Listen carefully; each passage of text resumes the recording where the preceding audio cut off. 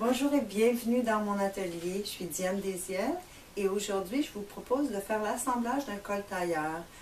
C'est une vidéo que j'ai faite à mes tout débuts en anglais et aujourd'hui je la refais pour vous.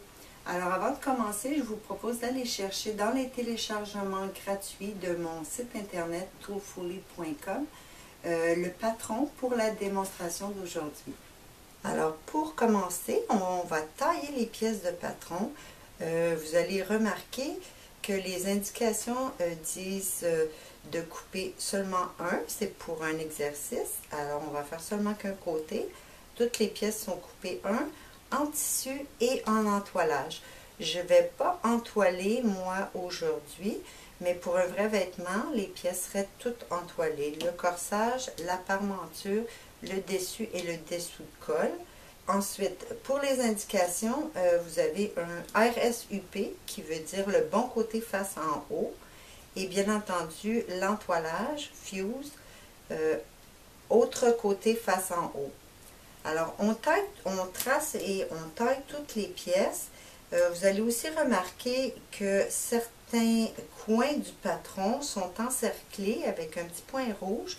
Alors, je veux que vous indiquiez sur le tissu, ce qu'on ne ferait pas pour un vrai vêtement, pour ne pas laisser de traces de crayon, mais pour l'exercice, juste pour bien voir les points, je veux que vous indiquiez au crayon chacun des points qui sont encerclés sur les patrons. Ensuite, on peut tailler les pièces.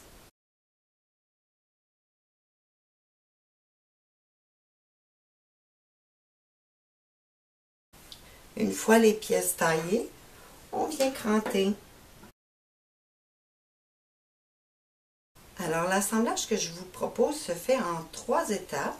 La première étape, il s'agit d'assembler le col au corsage, alors le dessous de col au corsage et le dessus de col à la parmenture. Alors, ce sont les 2 coutures que je vais faire en premier, l'étape numéro 1. Et si vous remarquez, après avoir assemblé, on va presser les coutures ouvertes.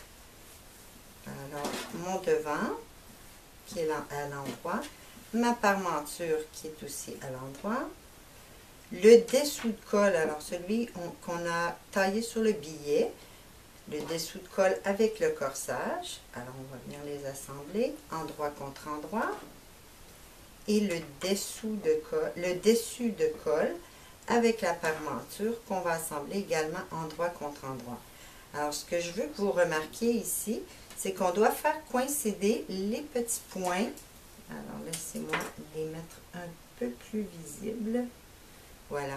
Alors, on va commencer au petit point. C'est très important de ne pas dépasser. Alors, si on dépasse, il va nous manquer une valeur de couture. On peut commencer notre couture un peu à l'intérieur, mais jamais dépasser. Alors, du point, on va venir coudre jusqu'au point d'épaule. Alors, lui et lui ici.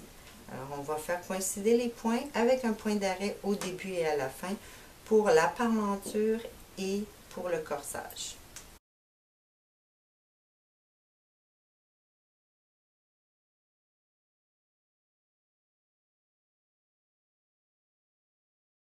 Alors, la première étape est terminée. Je veux juste mentionner que si votre encolure est très courbée, vous aurez peut-être à cranter légèrement l'encolure du corsage et de la parmenture, pas celui du col, généralement pas celui du col. Pour la deuxième étape, on va placer notre corsage et notre parmenture bon côté contre bon côté et on va assembler le revers, alors la couture du revers et le haut du col. Ensuite, on va faire une sous-piqûre. Alors, la sous-piqûre va être faite en 2 étapes, comme vous pouvez voir. La première étape, on va commencer par la parmenture avec le corsage.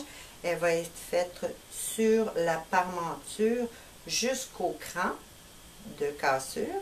Et ensuite, on va dévier la couture vers le corsage. Alors la sous-piqûre est faite sur le corsage.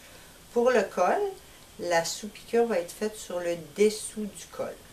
Alors maintenant, je positionne les pièces endroit contre endroit et on va venir coudre simplement une couture à 1 cm pour cet exemple, ici et là.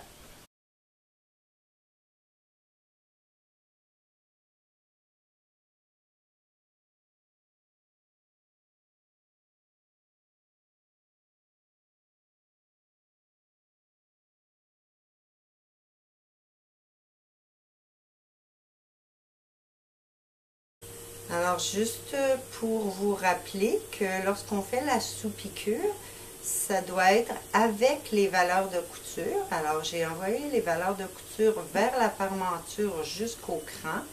Ensuite, tout doucement, j'ai glissé une épingle pour le niveau du cran et j'ai transféré la valeur de couture vers le corsage.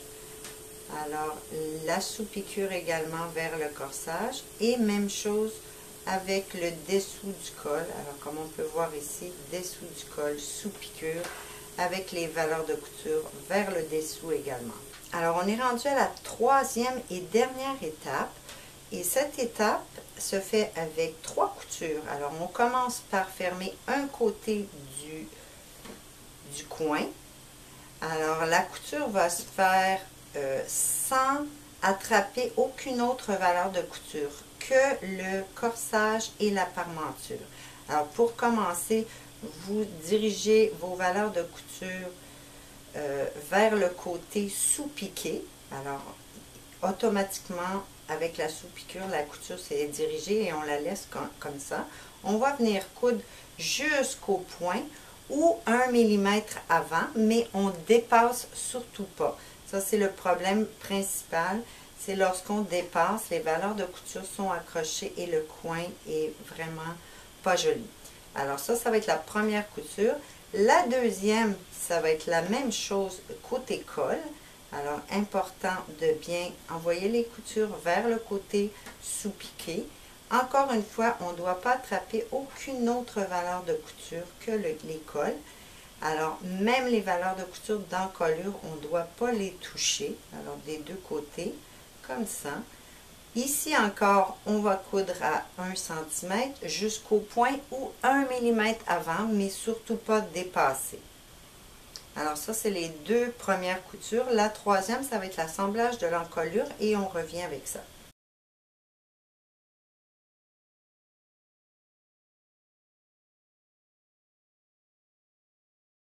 Alors, les 2 coutures sont faites, les 2 petites coutures sont faites. Rappelez-vous, le truc, l'astuce, c'est de ne pas attraper autre chose que nos 2 épaisseurs. Alors, aucune autre valeur de couture pour que la couture soit complètement libre. Maintenant, pour ceux qui aiment couper les coins ou si vous utilisez du tissu très épais, je vous conseille d'enlever seulement que 2 épaisseurs, alors que la valeur de couture. Lorsqu'on a des pointes qui sont inférieures aux 90 degrés, on doit couper les coins. Alors, on enlève également la valeur de couture. Ensuite, vous pourrez couper votre pointe. Pour ceux-ci, c'est des 90 degrés. Alors, je crois que seulement que la valeur de couture, ça sera suffisant. Et on est prêt à retourner. Alors, comme pour tous les coins, ce que je vous conseille, c'est de passer le pouce à l'intérieur, de diriger toutes les valeurs de couture dans la même direction et d'utiliser cette épaisseur afin de pousser votre coin à l'extérieur. Alors, vous allez obtenir un point parfait du premier coup. Même chose pour le deuxième. Alors, ensuite, vous pouvez les bouger un petit peu si les coins ne sont pas parfaitement sortis, mais habituellement, c'est assez simple. Alors, voilà. Le col est presque terminé. On peut dire que le plus difficile est fait. Il nous reste une couture à faire pour l'étape numéro 3. Ce qui nous reste à faire, c'est l'assemblage des encolures ensemble. Alors maintenant, je vais relever l'épaisseur de la parmenture pour vous montrer comment les deux encolures sont parfaitement superposées. Et maintenant, ce qu'on va faire, c'est d'attacher les deux valeurs de couture qui sont dirigées vers le bas. On va les attacher ensemble. Je vais utiliser un pied plus étroit parce que l'épaisseur du col et des valeurs de couture d'en haut nous empêche d'aller directement sur la couture. Mais l'idée, c'est de les attacher ensemble. Alors que votre nouvelle couture soit directement au centre, c'est pas très grave. Ou sur le bord, c'est pas très grave. Alors, vous pouvez retirer, repousser le tissu et on va venir assembler sans tirer. Alors, si vos encolures se superposent pas parfaitement comme les miennes, l'important, c'est pas de les ajuster parce que ça risque de paraître. Alors, il peut y avoir un petit millimètre de différence ici et là.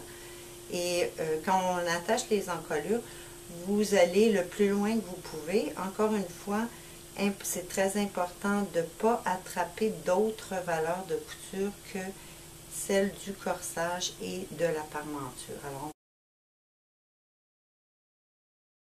Alors, vous voyez bien ici la deuxième couture qui va retenir les deux côtés de colle ensemble. Ensuite, vous n'avez plus qu'à retourner et faire votre pressage. Alors, pour terminer, normalement, on va placer sur un mannequin pour venir faire un pressage très léger pour que le col demeure dans sa position.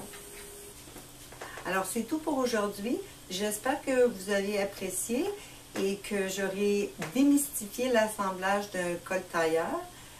Utilisez les petits patrons, faites des pratiques pour bien comprendre les 3 étapes et votre prochain col tailleur sera une réussite. Alors, je vous dis merci et à la prochaine.